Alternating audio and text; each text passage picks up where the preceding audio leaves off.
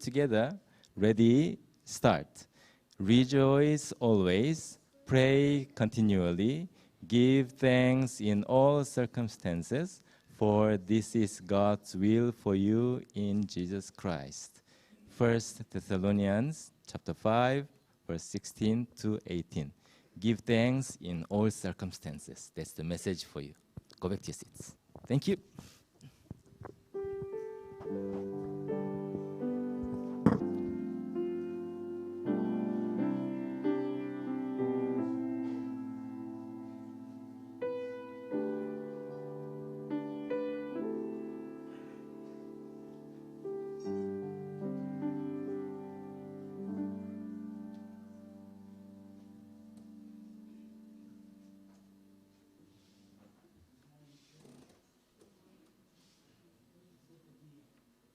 Together today. Thank you very much. The microphone is working.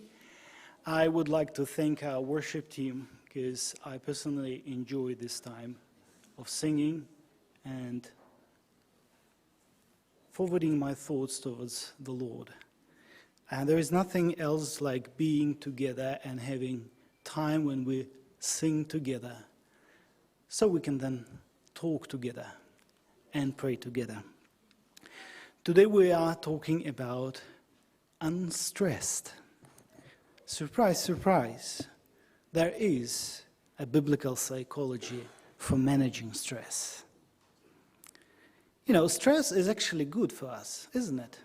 You know, stress is the time to grow. Stress is the time to reach the new heights and to overcome our lows. Stress is beneficial until it kills us. Then, when we look around in our world today, we see that everything is so much stressful. Everyone is super stressed. Stress is everywhere. It seems like everyone is stressed all the time. Even here at church, I can see a lot of people stressed. When something doesn't work, we get stressed about everything in our life. You know, stress has become our new addiction. But why are we addicted to stress? Stress has become our status symbol. You know, it's a badge that you wear to show that you are important, you are needed.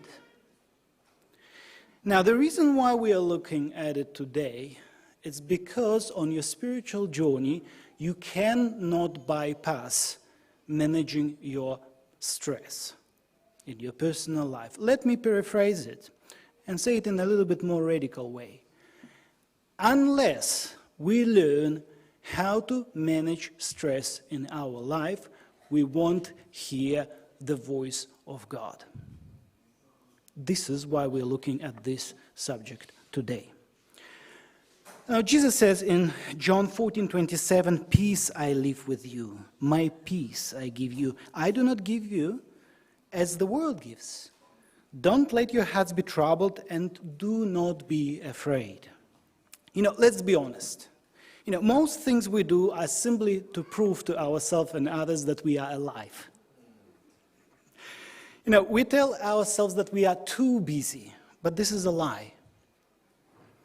You know, then we reach the point where stress turns into burnout, anxiety, panic attacks.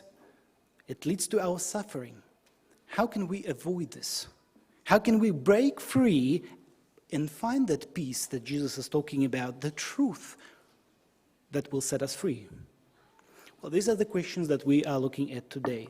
And first of all, we are going to talk about how much stress is there in our lives and what impact it makes on us. Then we will briefly look at the overall source and idea that is behind stress. And then I won't leave you stuck. I will try to give you a certain thought-through framework on how each of us can manage that stress in our life. How does it sound? Let me start with a disclaimer. You know, today we are not talking about changing the world. No. If you're still at the point of your life where you think that you are here to change the world, and you believe that you are going to change the world, probably, you know, this spiritual contemplation is not for you. You need to go home and come back in 20 years, and then we will talk about it. Today we actually are focusing not on changing the world, but on changing ourselves, adjusting us in response to this fast-going world, the world that spins like crazy around us, and almost dictates we must be stressed. We're discussing practical steps how I can, in my everyday life, reduce stress and reach the peace that Jesus offers. So let us begin then. Stress is the new addiction. We are addicted to stress.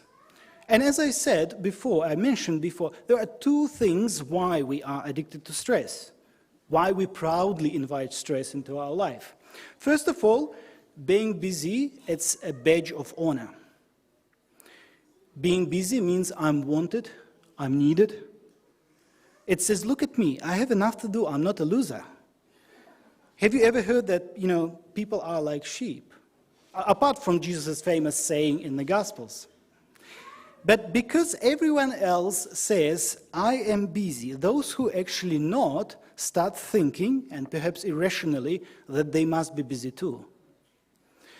A second thing, we are simply unable to be alone with our thoughts. Think about it. We can't simply sit down and reflect on our week, even on the Sabbath. If we just sit with ourselves, then demons start popping up and in our heads and say, like, you are actually not good enough. You're not that successful. Look at your brother, cousin, sister, that guy at work, he's already a manager. Or he's built such a successful business. She has 3 kids and she manages them so well. She adds value to her family. And she's done so much for the society, for the community. And look at you, loser in your early 40s. What have you achieved? Interestingly, when we experience psychological discomfort, one common way is to deal with that, apart from the easiest way, just simply get stuck in your social media, is actually to keep our brains constantly busy with other tasks. And we keep adding to our things, to our list to do constantly. In our everyday lives, that amount of stress that is there, the way that we live, it's actually the only people that are responsible for that are us. Though we tend to blame the rest of the people or the rest of the world that in our busyness and in our stress. But it has nothing to do with them. It's all about us.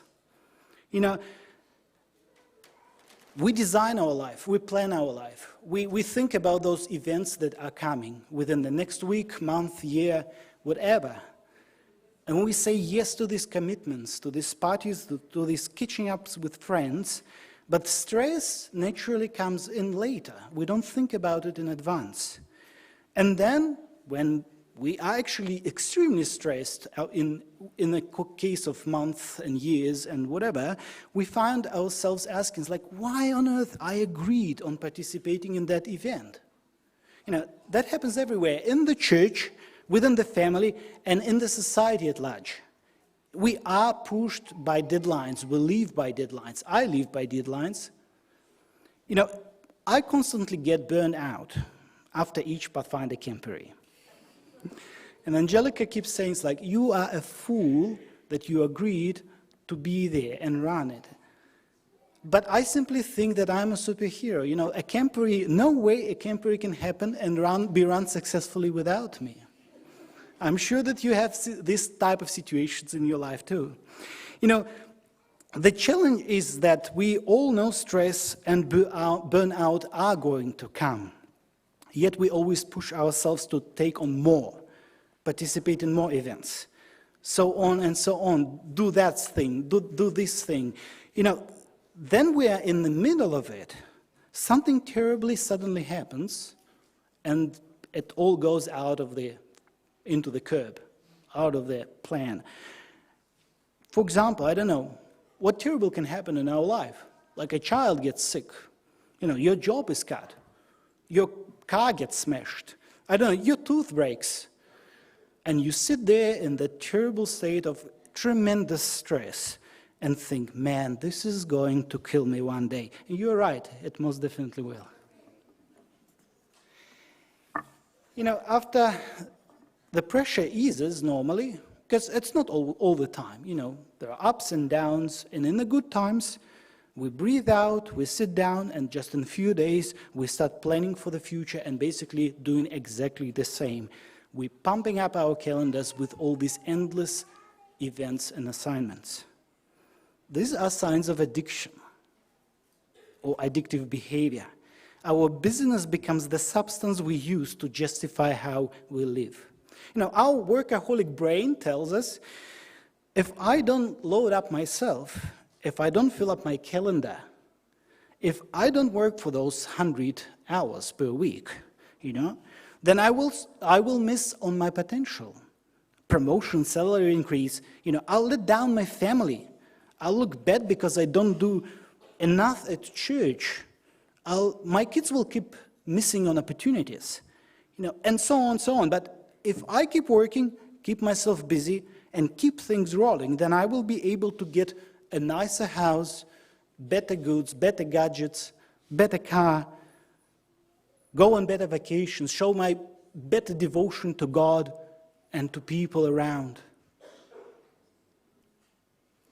Yet Jesus says, therefore I tell you, do not worry about your life, what you will eat or drink, or about your body, what you will wear. Is not life more than food, and the body more than clothes? For the pagans run after all these things, and your heavenly Father knows that you need them. But seek first the kingdom and the righteousness, and all these things will be given to you as well. Therefore, do not worry about tomorrow, for tomorrow will worry about itself. Each day has enough trouble on its own. See, we constantly lie to ourselves. We say that more is better.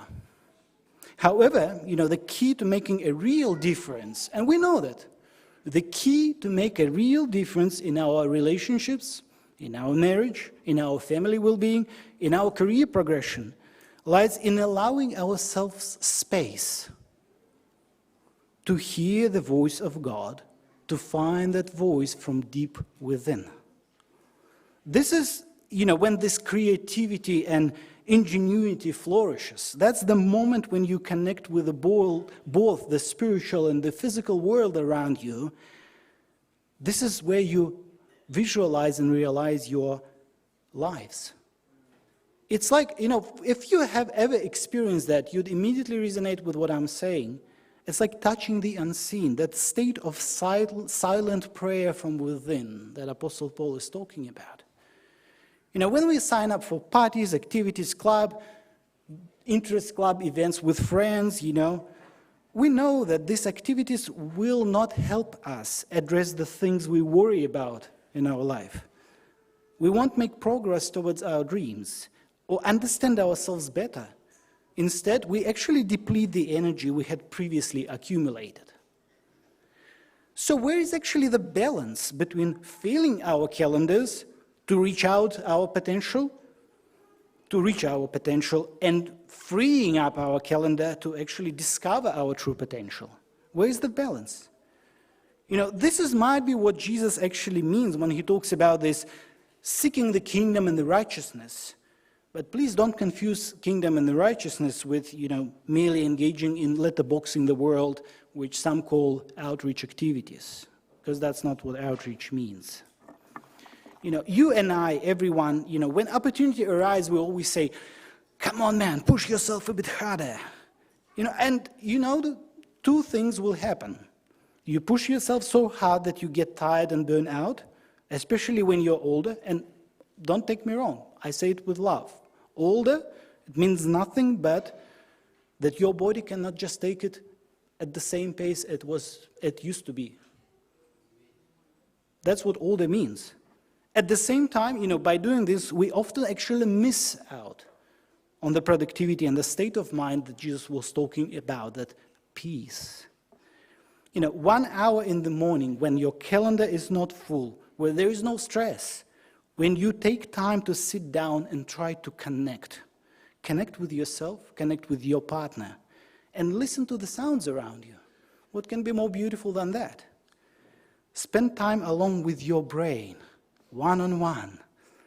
Just remember what Apostle Paul said. We often miss this thing.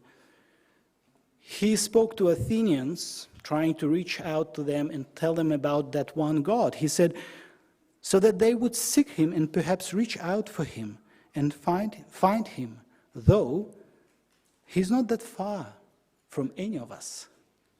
One thing we often forget, that God is actually near. You don't need to go anywhere to find God. It's right there. Speaking through that small little voice that actually filling up your life. But we block that voice by merely filling up our calendar with those endless assignments and events, with too many tasks. Believe me or not, this quiet time, and I experienced it myself, and I'm still working on it in my life, this quiet time every day. It doesn't have to be in the morning. It can be in the evening, it can be in the afternoon, whenever you are free to listen, not to talk. This brings enormous value and productivity in your life. You will be able to achieve much more than you were previously. That 1 hour when you make yourself a cup of tea are very practical. I'm not talking about rocket science here. Or enjoy a special treat. It's precious, isn't it? This time of connection every day will change the direction of your life, I promise. This is the time when you just sit and listen. Listen to that small, quiet voice, trying to hear it, trying to connect with it. This is the time of self-learning and realizing your potential, recharging your inner battery. The rest of the day will actually you spend drawing out of that potential you already achieved. We create all the situations in our lives to make it look like everything is so crucial, so important, so urgent, just to squeeze out that extra 5, 10, 20% of efficiency. But it's a proven fact that you can achieve 80% of the result by applying just 20% of your time and effort. 80% of result by applying just 20% of your time and effort. What Jesus is actually saying is that if you break free from your stress addiction, you will not be less productive, less successful, or less efficient. There's been a story about a millionaire that goes on the seashore and finds a fisherman with a small boat, right? The fisherman catches 2 fish each day, sells one at the market and feeds one and gives one to his family and feeds them. The billionaire says, "Oh man, you're doing everything wrong. Why not catch 4 fish instead of 2? Then you can buy a bigger boat, catch even more fish, get more money, get yourself a fleet, and eventually retire early. Then you can settle by the seashore and go out in your boat every morning." And the fisherman looks at him and says, "But I'm already going out in my boat every morning." We've been given a dream, and the dream says more is better, faster is better. We think we need $1 billion to be comfortable in this life. Anyone wants $1 billion here? But the Bible actually says a different thing. It says in 1 Timothy 6:6, "But godliness with contentment is a great gain." We've been told to make a big impact and change the world. That's what we were taught. That's what historically we were taught in Seventh-day Adventist Church. There's nothing wrong with that. But what if the more important thing is actually to be able to hug your children, be fully present with your family, and be faithful in small things? What if this is more important than changing the world? We've been shown that saving the world is more important than reaching out to our immediate circle, our friends, family, and co-workers. True outreach actually starts with those closest to us.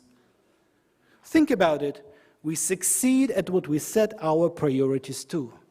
We succeed at what we set our priorities to. And in Matthew 16:26, Jesus says, "What good if it be for someone to gain the whole world and yet forfeit their soul?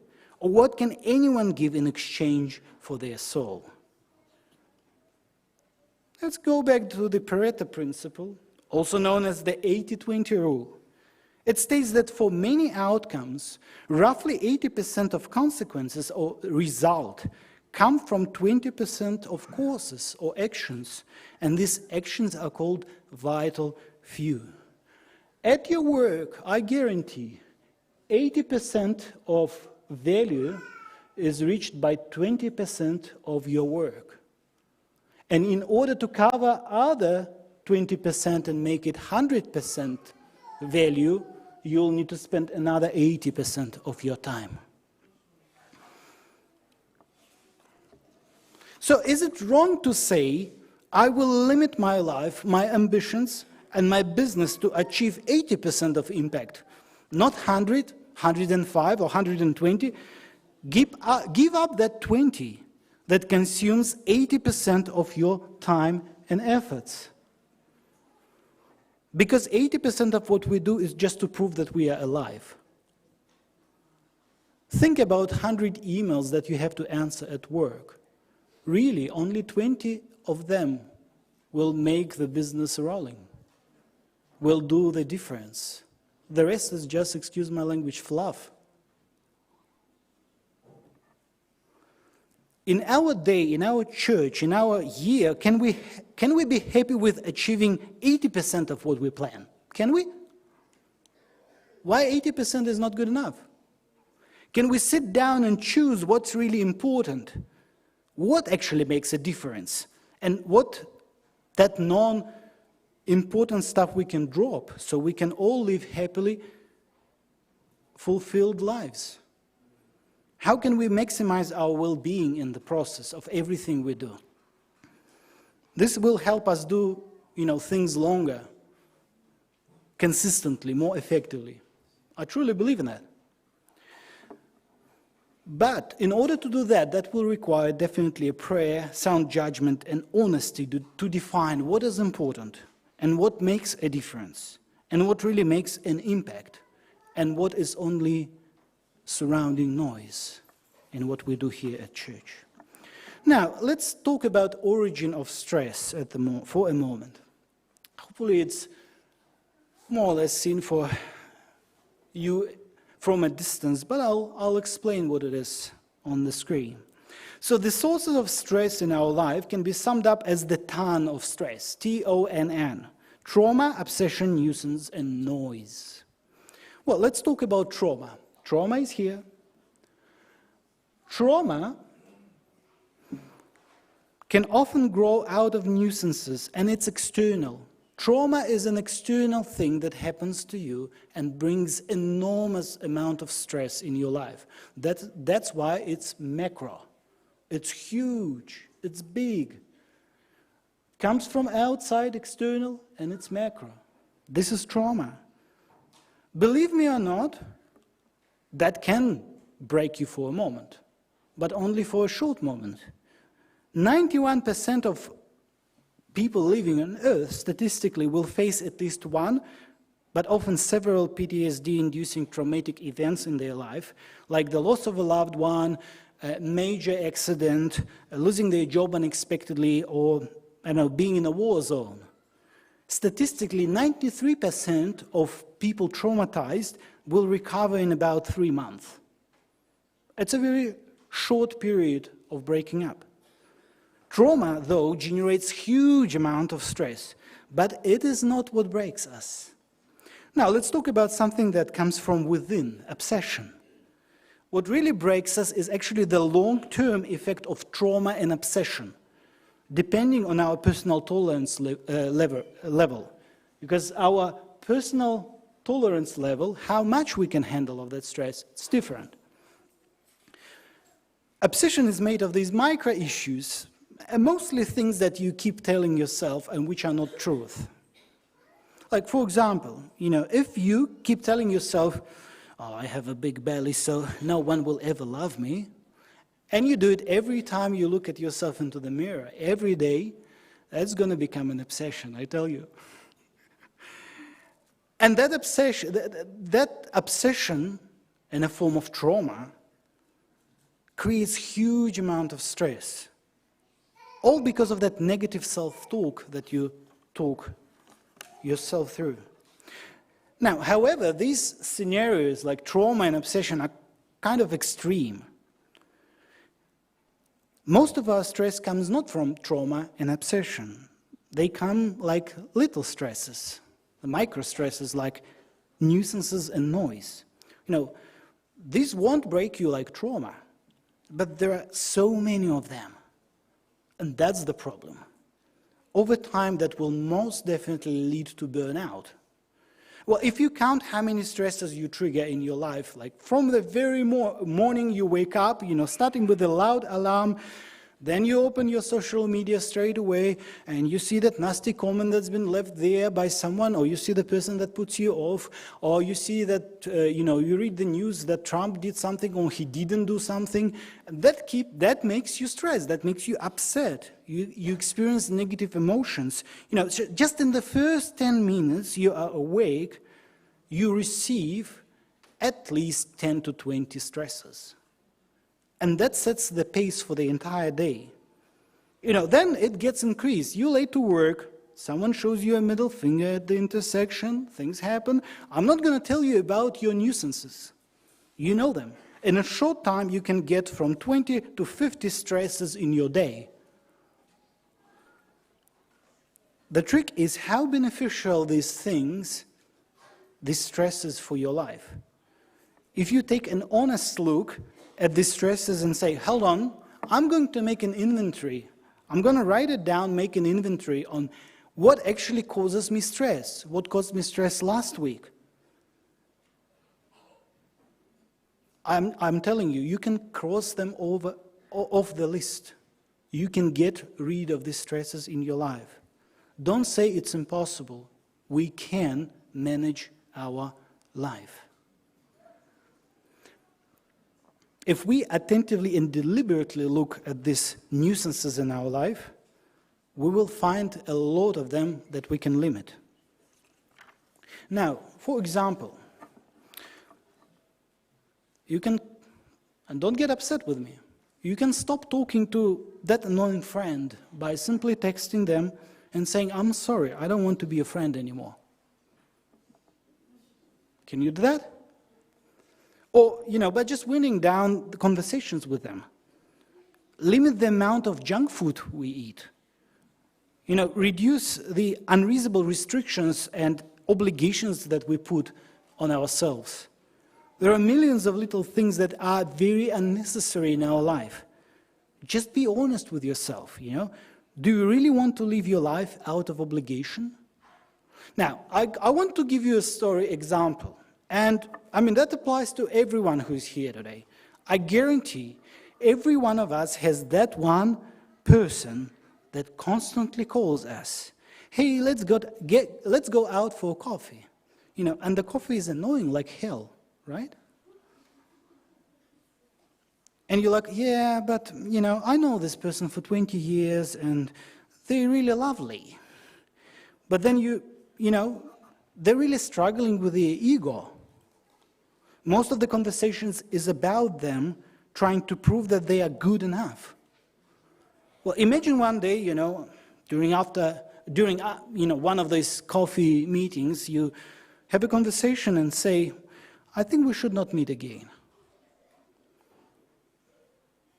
What do you mean? Are you away next week? No, not at all. Every time I sit next to you, it makes me feel miserable. Why? What do you mean by that? It's like, because you're constantly focused on yourself. Can you change this, please? If you can manage it, we can meet again.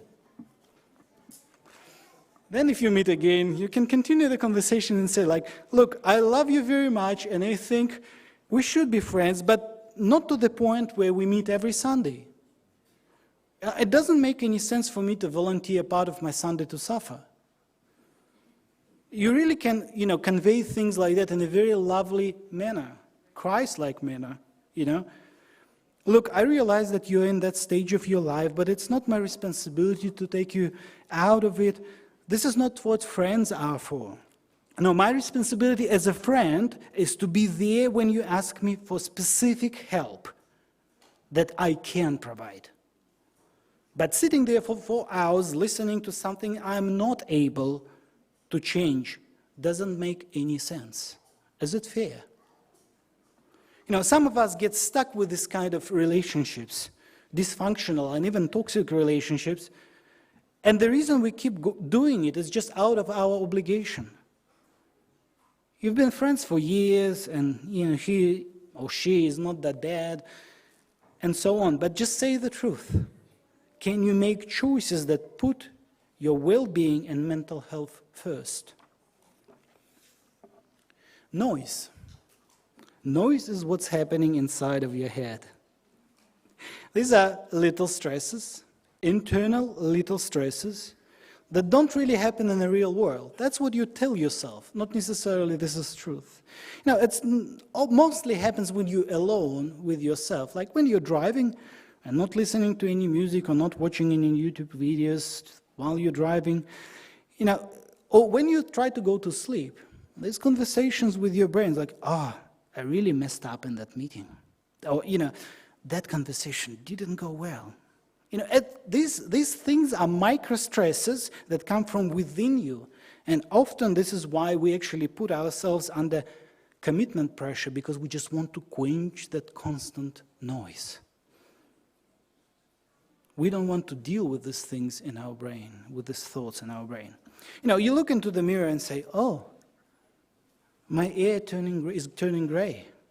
And then I guarantee there will be that constant nagging within your brain. It's like, oh man, I'm getting old. It's small, it doesn't kill us. But, when you keep saying it every single day, it starts to become significant. It's important to understand that this small or micro stress, micro noise that is here, whether it's external or internal, it can be good, but in moderation. But too much of it is going to kill you. Now, where is the punchline? Everyone is like, what is he talking about? Why is he talking about it? Listen. One thing that most of us doesn't understand or don't think about is that actually these micro stresses block us from hearing the voice of God, from finding the deeper inner voice. These micro stresses that our life is filled up with is blocking us from hearing the voice of God, from finding that deep voice inside of us. What's the solution? Well, as I say, it would be very unfair to leave you without any solution and just let you float in the ocean. The solution, surprisingly, comes in a very easy framework, and this framework is inspired by the story in 1 Samuel chapter 3 about God calling little Samuel, God talking to a child. Maybe that's why Jesus said you all need to be like children. I won't tell you the whole story. You can read it yourself in 1 Samuel chapter 3. You can always reach out to your Bible and refresh on it. But the easy framework is called the triple L framework. Limit, learn, and listen. Limit. Remember, less is more. Instead of planning to complete 5 tasks in a day, concentrate on 3. Instead of running 4 meetings at work per day, have 2. Ask yourself, is it absolutely essential for me to do this today? Or can it wait? Learn. Be more effective. Remember that 80-20 rule. 80% of your tasks can be achieved within 20% of your efforts, time, and resources. Learn how to be more effective in what you're doing. When attending something, be 100% present. Doesn't really matter whether this is your kid's party or that important meeting at work. Be 100% present. Concentrate. Don't let your thoughts wander. Focus on the current task. Do one thing at a time. Complete one thing before starting another. Don't jump between them. If you manage to do that, that opens the third L, which is listen. And this is about connection with your spiritual world within you. Use the time you freed up not to spend it on your social media, but to just basically sit, turn off the TV, put your smartphone on airplane mode, find a quiet spot. I don't know, send your kids away, go to the park, go to the backyard, get your favorite treat. I don't know, coffee from Starbucks if you drink coffee. Something that you love eating, something that creates these positive connections that will make this time spectacular. Sit and listen. But before you listen, say, as little Samuel did, "Speak, Lord, for your servant is listening." Speak, Lord, for your servant is listening.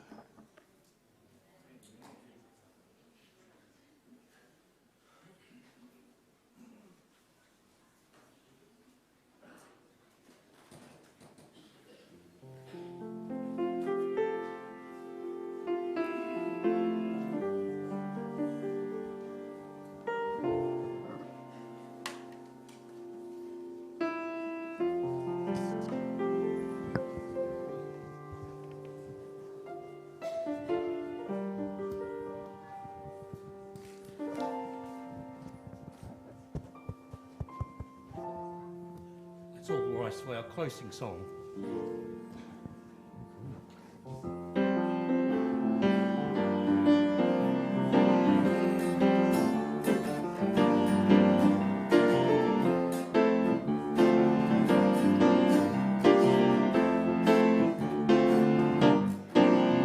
I just keep trusting my Lord as I walk along.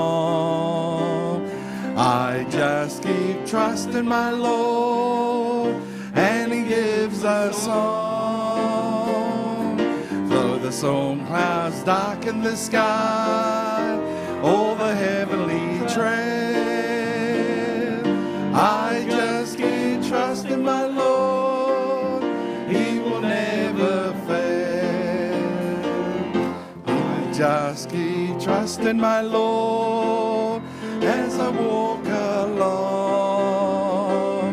I just keep trusting my Lord, and He gives us song. Though the storm clouds darken the sky, all the heavenly tread, I just keep trusting my Lord, He will never fail. He's a faithful friend, He's a faithful friend, such a faithful friend. I can count on her. To the very end of the storm clouds darken the sky, all the heavenly tread, I just keep trusting my Lord, He will never fail. I just keep trusting my Lord as I walk along.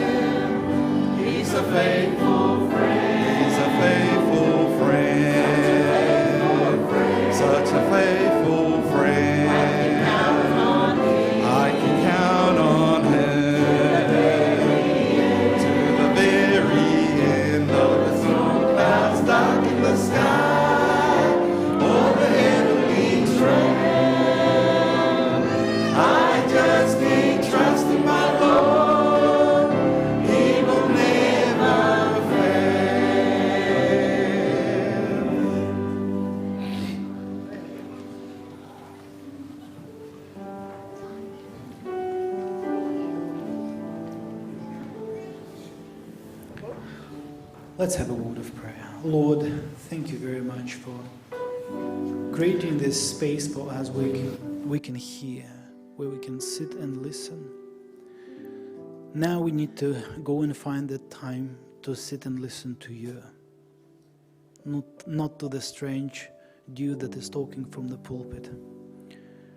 Lord, I know that we are all busy, but unless we manage that busyness, unless we manage that stress, those micro stresses that are all around us, unless we are able to put off our phone away, turn off the TV and sit and listen for at least an hour a day, or even less, and unless we are able to pause and say, speak, Lord, because I am listening, there will be no any way forward, Lord, because you simply don't have space in our life.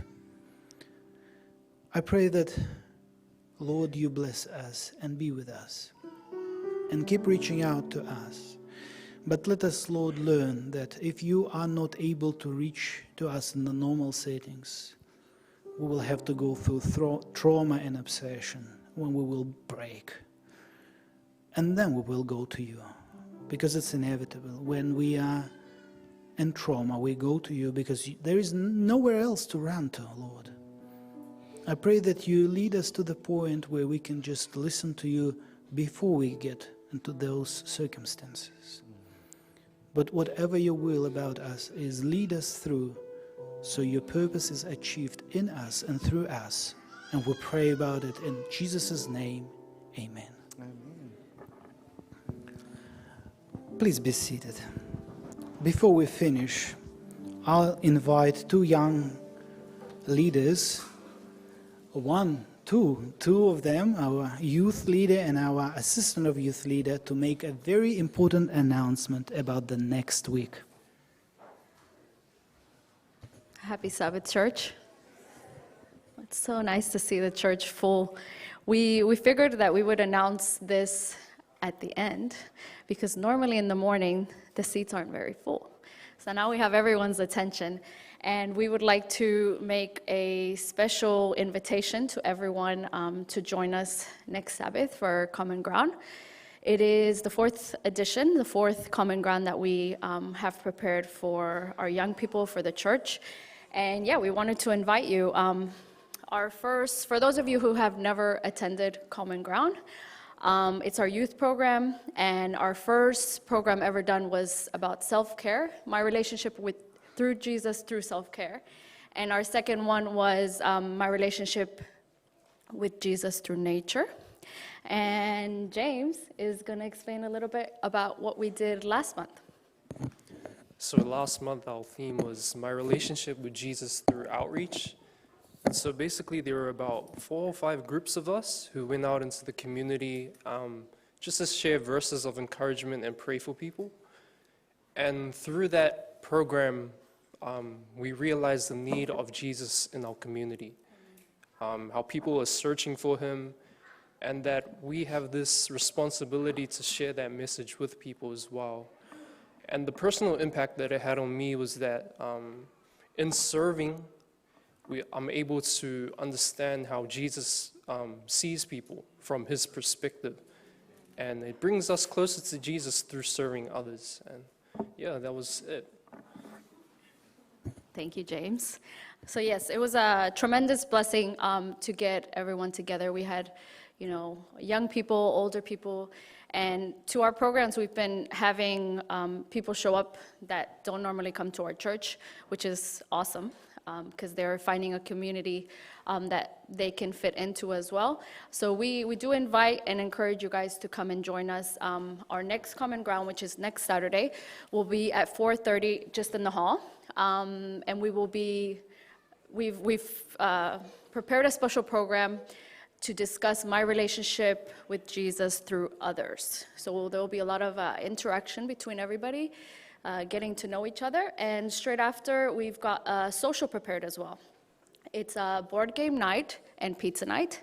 And we do ask for whoever's coming, if you can, just to contribute, bring a $2 gold coin donation. It's not much. It is a donation, so if you don't have it, that's okay. You can still come and join us and enjoy a nice time and with pizza and everything. So yeah, everyone is invited, and thank you for everything, and God bless.